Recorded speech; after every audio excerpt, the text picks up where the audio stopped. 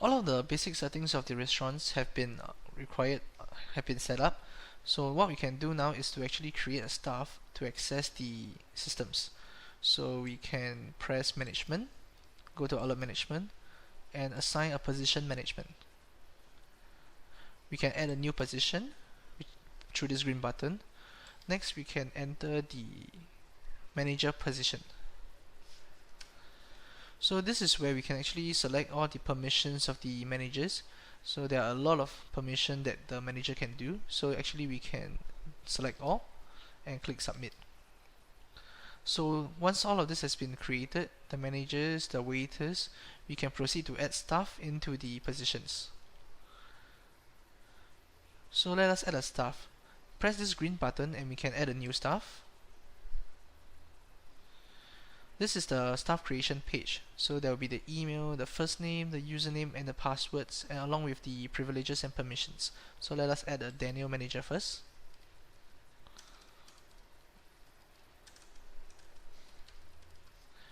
We also need a first name, a last name,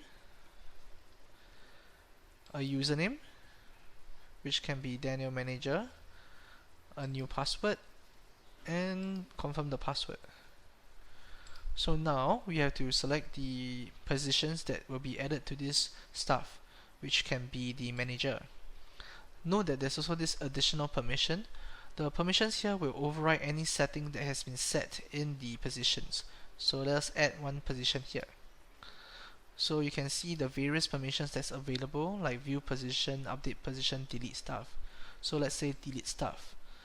The access level can be defined here, so it can be allowed, it can also be not allowed. So this is where you can actually override the settings here. Once all of this is done, this is how you actually set up the staff permissions.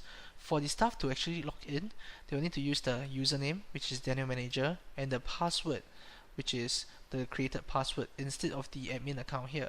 Once this is okay, let's save the account. So this is basically all of the setup required for the restaurant. Once we are done, the only step that's left is to make it active. So the active button is at the top right. We press the active button and it will be live.